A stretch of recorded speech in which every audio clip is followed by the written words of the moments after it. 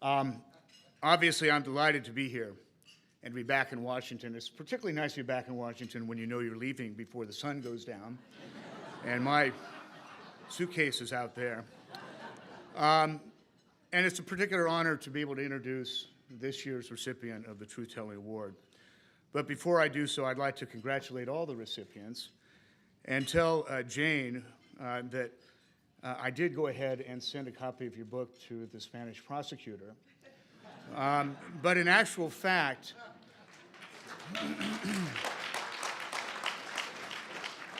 it is such a searing indictment that we don't need the Spanish to launch an inquisition. We can launch an investigation on our own, and we well should. All the evidence is there. 5 years ago, I had the honor to be the recipient of the first Right Now Truth Telling Award. The ceremony then was a much smaller affair, with lunch in a small room on the other side of the building. It took place in great solemnity and dignity and with enormous respect and remembrance for Ron Ridenour.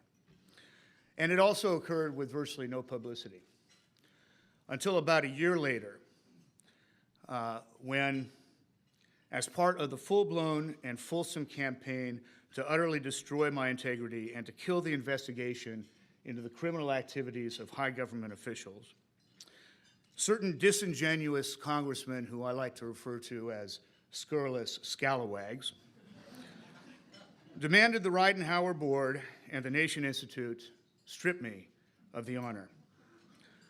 I was heartsick, and I wondered then whether the Nation Award program would sink with me as the anchor that brought it down, and whether it would indeed survive. Obviously, it has, and it's moved to a much bigger room, and there are now many, many more people who are participating and supportive, and I think it's safe to say we've all been vindicated. Had I had my wits about me at that time, I would actually have nominated the Ridenour Board, the Nation Institute, and their various officials for the Ridenour Courage Award for standing with me and standing by me as we did this.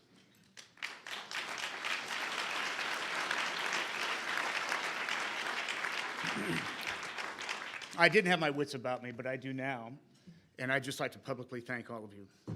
Ham, Randy, Conrad, David Korn, who wrote the response, and everybody associated with the program. Now, 5 years later, the awards program is clearly prospering after that somewhat challenging beginning. We're in the big dining room, hundreds of supporters who have come to celebrate the responsibility of American citizens to hold our government to account for what it says and does in the name of the people. This year's recipient of the Truth Telling Award understood his oath to uphold and defend the Constitution against all enemies, foreign and domestic. When he learned that the very Justice Department that exists to ensure respect for the rule of law was engaged in the wiretapping outside the scope of the FISA court, he queried senior officials, as one would do when one works within a system, as he and I both have. The response was a shrug of the shoulders and the admission that the program was probably illegal. Thomas Tamm understood his responsibilities, but he also understood the potential consequences.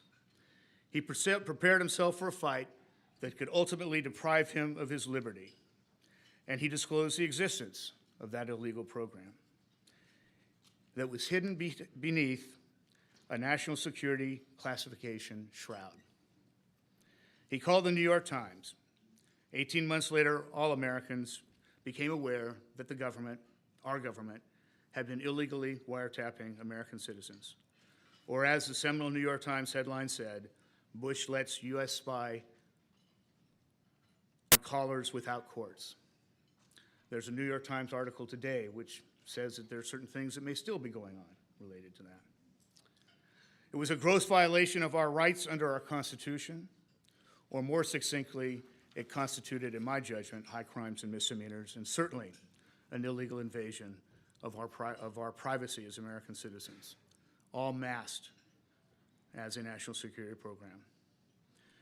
Rather than celebrate what Tom did to protect and preserve our rights, the FBI instead investigated and harassed him, including invading his home, armed and in flak jackets.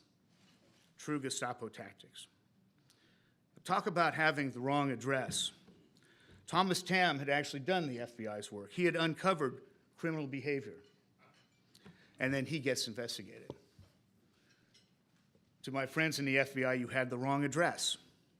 A better use of your talents would have been to look through Dick Cheney's man-sized safes. There's no doubt that this has been a tough several years for Tom and Claire and their family.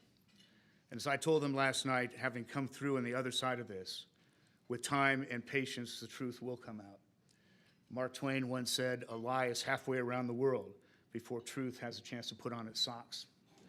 But I can stand here before you saying that after a certain amount of time, we have been vindicated, and you will too. He's still standing, and thanks to him and others who were prepared to do what he did, our Constitution still stands. By his courageous act, he helped to stop the rampant hemorrhaging of our civil rights under the Constitution. Irrespective of the consequences to him and to his family.